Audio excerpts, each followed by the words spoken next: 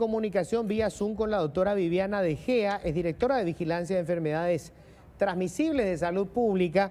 ¿Qué tal, doctora? ¿Cómo estás? Buen día. ¿Qué tal, Luis? ¿Qué tal, Patricia? Buenos días, feliz año, un gusto saludarles. Igualmente, igualmente. Bueno, Viviana, como nunca, este va a ser un año clave para vos porque toda la atención está puesta en este momento en las vacunas contra el COVID-19 y hay demasiadas dudas, creo que, al respecto. Me gustaría, por favor, primero que nada, arrancar recordando cuándo llegarían las primeras vacunas y qué tipo de vacunas son las que van a llegar. Bueno, realmente este va a ser un año sumamente importante. Te escuché hoy a la mañana decir que el año en sí tenemos que tener, como es que entra jugando bajo, ¿verdad? O sea, tiene el lazo bien bajo, ¿verdad? Porque el año pasado fue terrible. Sin embargo, este año lo que nos trae es la esperanza de la vacuna. En este sentido, recordar que el Paraguay, a través del Ministerio de Salud y su programa ampliado de inmunizaciones, está viendo absolutamente todos los mecanismos para la entrega de las vacunas. Como sabrán, al inicio teníamos solamente o hablábamos o estudiábamos la posibilidad de traer las vacunas exclusivamente por el mecanismo COVAX Facility, que es el que está compuesto por la Organización Mundial de la Salud, Gavi y el Fondo para las Emergencias. Sin embargo, también se ha hecho una modificación de la ley de vacunas exclusivamente en escenarios de emergencia como el que estamos viviendo, para poder hacer la compra directa de las vacunas a través de las farmacéuticas. Entonces, hay varios escenarios y hay varias fechas de llegada de las distintas vacunas que ya están disponibles, que ya tienen aprobación de uso de emergencia, y de las que ya tienen también aprobación incluso oficial de la OMS. Entonces, una primera fecha estaría entre marzo y abril. Esto todo es estimado, estas fechas no son fijas, se pueden adelantar o atrasar, ¿sí? Y a través del mecanismo COVAX un poquito más adelante en el año, probablemente en mayo, junio. Entonces, al igual que otros países, probablemente Paraguay reciba varias vacunas, no solamente una, de varias farmacéuticas, por decir así.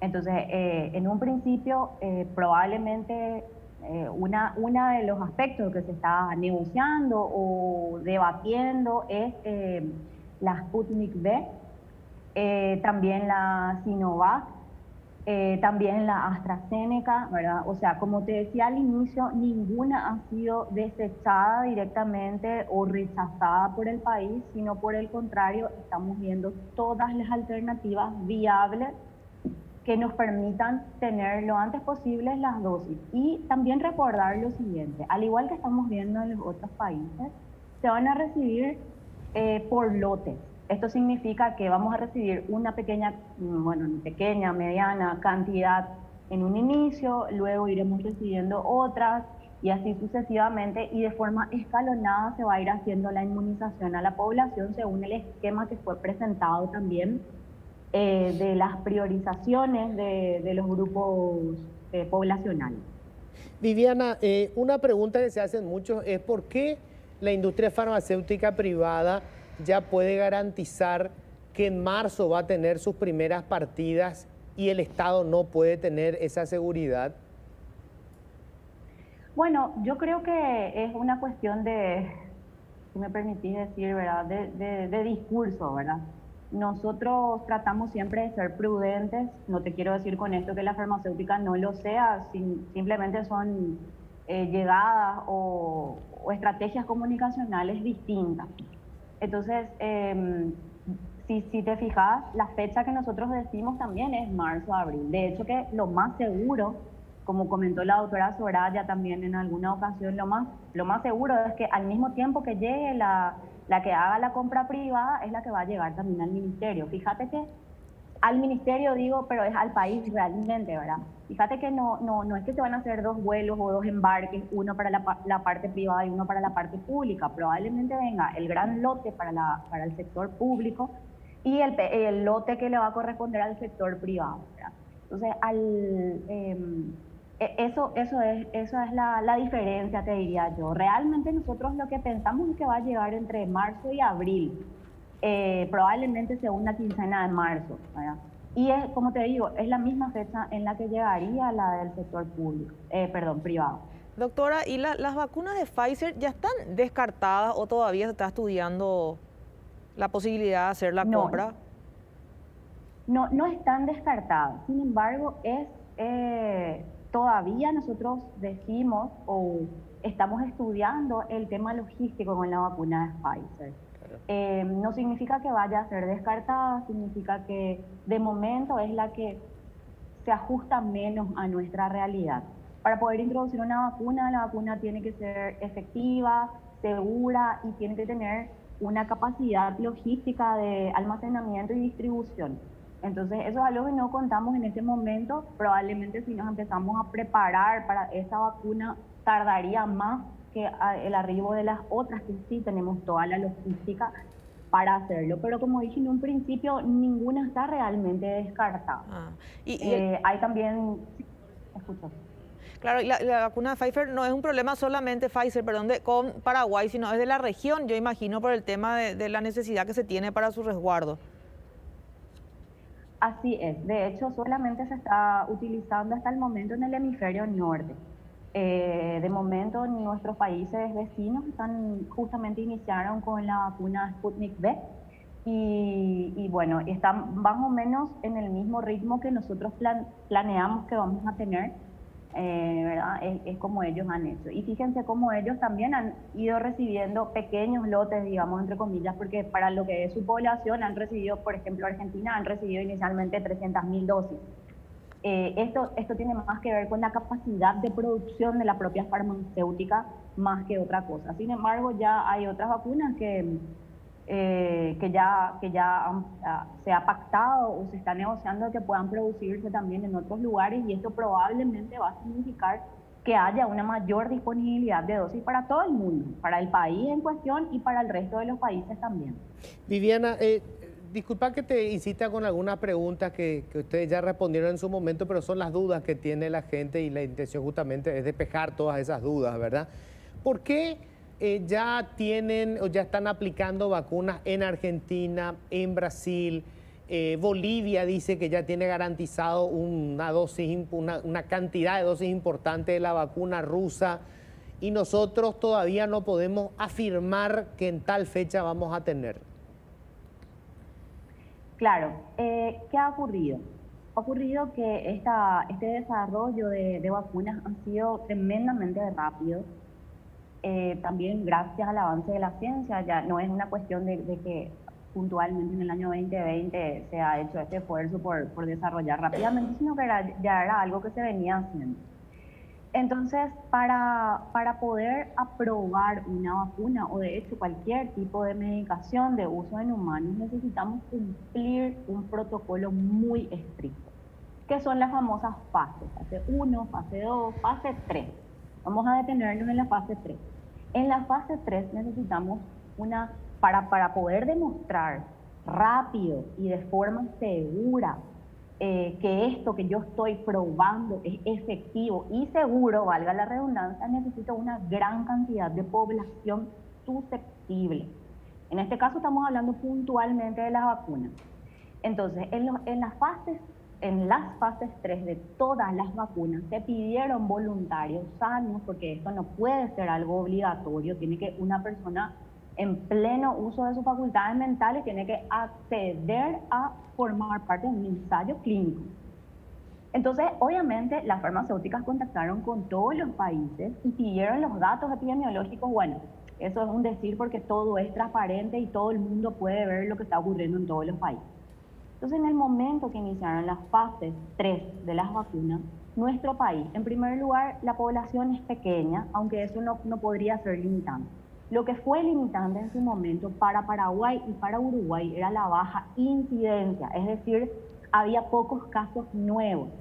¿por qué esto? Al final parecería como que es contraproducente que hayamos tenido pocos contagios. No, lo que pasa es que ellos necesitaban demostrar que en un escenario de alta circulación viral, la vacuna protegía a las personas. Entonces es por esto que nosotros no entramos en las fases de ensayo clínico. ¿Y qué? Me dirás, ¿verdad? Pasa que los países que pusieron personas, pusieron voluntarios, tengan en cuenta que han puesto a su población en riesgo a un ensayo clínico de una vacuna nueva, de un virus pandémico. Entonces, como ventaja o como retribución a esto, Tienen prioridad. estado en la lista de países. ¿Hola? Tienen prioridad, digo. ¿Se fue el audio? No, te escuchamos, Claro, te escuchamos. Exacto, entraron en la lista de prioridad. No significa que nosotros no vamos a recibir la vacuna, sino como vamos a recibir después de los países que sí entraron en la fase de ensayo clínico. Doctora, respecto a la vacuna de Pfizer, la Argentina, ¿qué tipo de vacuna tiene? ¿No es la Pfizer la que están utilizando en parte? La rusa. Ellos también van a tener como nosotros varias dosis de varios tipos de vacunas. Sí. Iniciaron ahora mismo con la Sputnik V. Esa es la que recibieron ahora, 300.000 dosis que empezaron a vacunar. Claro, pero no hicieron compra de la Pfizer, ¿no tienen ellos ya en su país esa vacuna? No te quiero decir un dato que desconozco. Honestamente no tenía conocimiento de eso, no había leído eso, honestamente. Doctora, se tienen que aplicar en la mayoría de los casos 2 dosis. Sola, o creo que la de Johnson y Johnson es la que está prevista que sea una sola dosis. ¿Qué tiempo tiene que pasar entre una dosis y otra? ¿Y qué pasa si no se da en el plazo establecido la segunda dosis? Bueno, aproximadamente 20 a 25 días es el tiempo que está estipulado entre la primera y la segunda dosis. Sin embargo, llamó la atención en estos últimos días que Inglaterra optó por posponer la segunda dosis para poder usar esas dosis de la segunda dosis en otra población, digamos, en nuevas personas a ser vacunadas. Esto fue debatido, ¿verdad? Porque en una primera dosis tenés un porcentaje de protección, digamos, que no es el completo que te da la vacuna. Imagínate, en torno a un 60% puede llegar a ser de protección, te puede otorgar tu primera dosis. Y la segunda dosis, ya con la segunda dosis llegas al 90-95% de protección que te confiere la vacuna. Pero ¿qué dijeron ellos? Bueno, si es que yo vacuno, vamos a decir, a 300.000 personas con una dosis y 2 dosis, tengo una protección de 95% para estas 300.000 personas. Sin embargo, si en vez de aplicarle la segunda dosis a estas 300.000 personas, doy una primera dosis a otras 300.000, en total tengo una protección de 67% en 600.000 personas. Entonces ellos optaron por hacer esto. Y esto es muy debatido, sobre todo en los expertos en vacunas, ¿verdad? Hay varias posturas al respecto. Lo ideal siempre es mantener las 2 dosis porque es donde se estudió que el porcentaje de protección es óptimo o el máximo esperado para ese biológico. Pero en este escenario pandémico, con un aumento considerable de casos, como tiene particularmente Inglaterra, ellos optaron por hacer de esta manera. Ya veremos en el transcurrir del tiempo si esto les produjo beneficio o no, ¿verdad? A ver, dos cuestiones. Uno, si se pasan los 25 días, que va a pasar seguramente en Inglaterra porque tomaron esta decisión, la segunda vacuna ya no tiene el efecto que tendría si ambas se aplican en el plazo que está establecido, uno. Y segunda pregunta, ¿se puede aplicar una primera dosis de una vacuna y una segunda dosis de otra vacuna, de una vacuna diferente? Bueno, súper interesante lo que preguntas, probablemente no te pueda contestar bien todas, pero en primer lugar, probablemente habría que ver qué estrategia ellos van a usar porque esto es algo colectivo.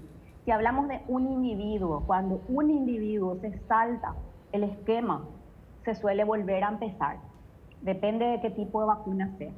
En otros casos, se continúa y se completa el esquema nada más. Estamos hablando de un individuo. En un caso como este, que es una población más grande, habría que ver. Probablemente ellos vayan a completar la dosis independientemente del tiempo que sea, o tal vez tengan los recursos suficientes para hacer titulación de anticuerpos, que es ver si es que el organismo realmente, ¿cómo se dice?, formó o generó los anticuerpos necesarios. Esa sería una estrategia, ver si hay anticuerpos y avanzar a la segunda dosis directamente. O probablemente, no sé, estoy teorizando lo que ellos van a hacer, ¿verdad? Ir directo a la segunda dosis. Con respecto a la otra pregunta que me hacías, ¿qué vacuna van a usar? Lo ideal es continuar con la misma vacuna. Es decir, la primera dosis hicieron Pfizer, la segunda debería ser Pfizer. En todo caso, se podría intercambiar cuando el mecanismo o la tecnología de la vacuna sea igual. O sea, yo no podría utilizar una vacuna genética para la primera dosis y una vacuna de vector viral en la segunda. Probablemente no genere anticuerpos de la misma manera. Pero como te digo, esto es teorización porque es un escenario nunca antes vivido, ¿verdad? Como te decía, esto suele ser común cuando un chiquito viene a vacunarse y a lo mejor se atrasó algunas dosis y lo que se hace es una apuesta al día, ¿verdad? Esto estamos hablando de a gran escala. Pero bueno, ellos tomaron esta decisión también basado seguramente en la opinión de todos los expertos en inmunología de vacunas que tienen a su disposición. Ya, Viviana, la otra cuestión que te iba a preguntar, siempre con respecto al tema de las vacunas, es si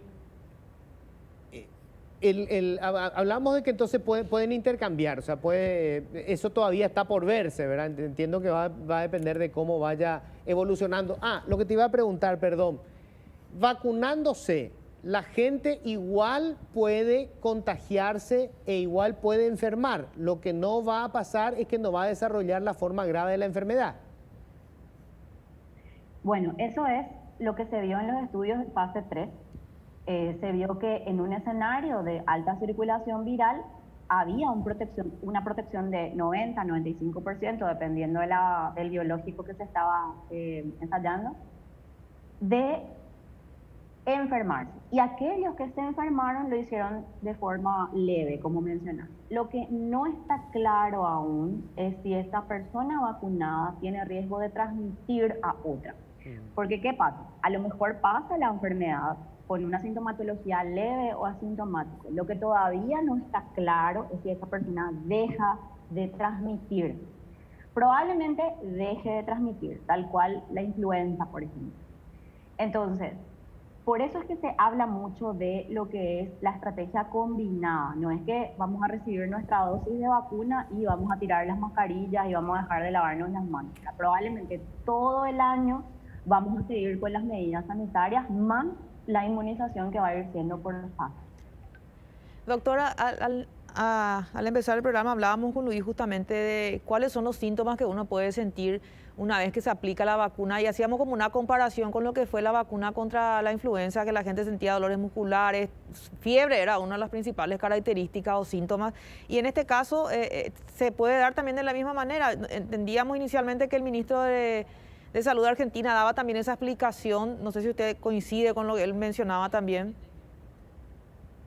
Sí, de hecho que prácticamente todas las vacunas pueden producir unos efectos adversos similares, que son hinchazón local, un poquito de cansancio, incluso cefalea, y lo que ellos han reportado también recientemente, que ha habido efectos adversos leves a moderados con incluso aparición de fiebre y síntomas pseudogripales, que todo está dentro del rango de lo esperable y lo que se reportó también durante el ensayo clínico del desarrollo de la vacuna, ¿verdad?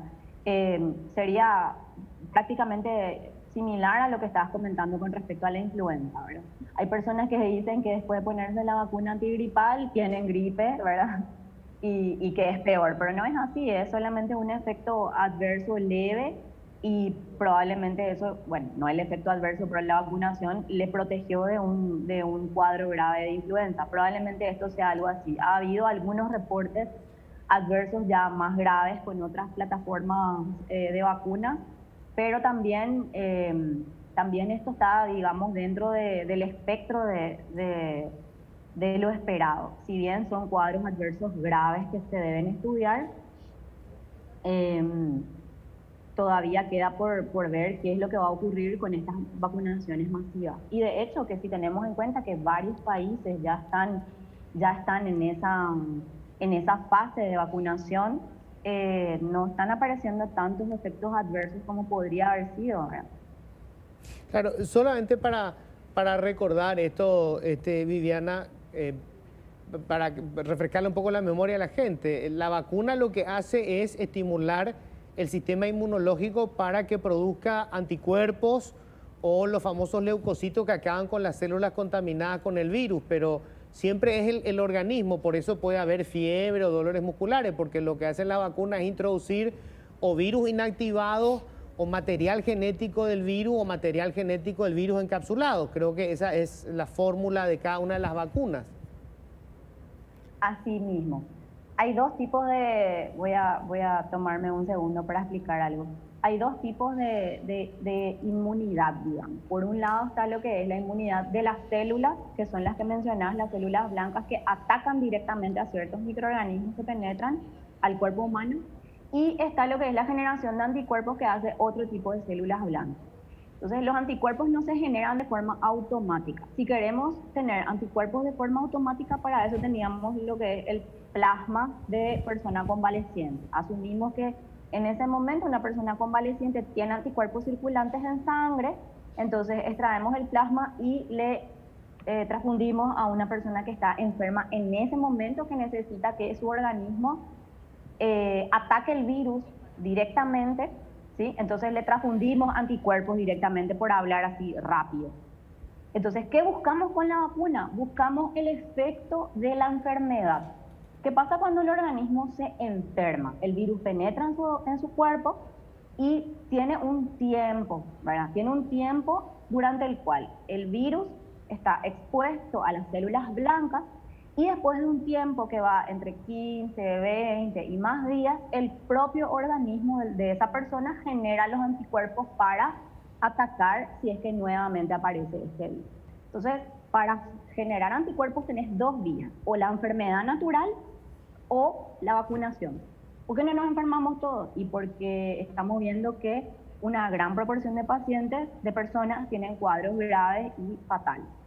Sin embargo, la proporción de personas que han tenido cuadros leves o moderados y se han recuperado también están inmunizadas ya. Ahora, con las vacunas lo que buscamos es justamente eso, una generación artificial de anticuerpos sin el riesgo de la enfermedad o con el riesgo de hacer un cuadro leve de la enfermedad. Pero el resultado final va a ser el mismo, que nuestro organismo va a tener anticuerpos para defenderse de una próxima exposición al virus.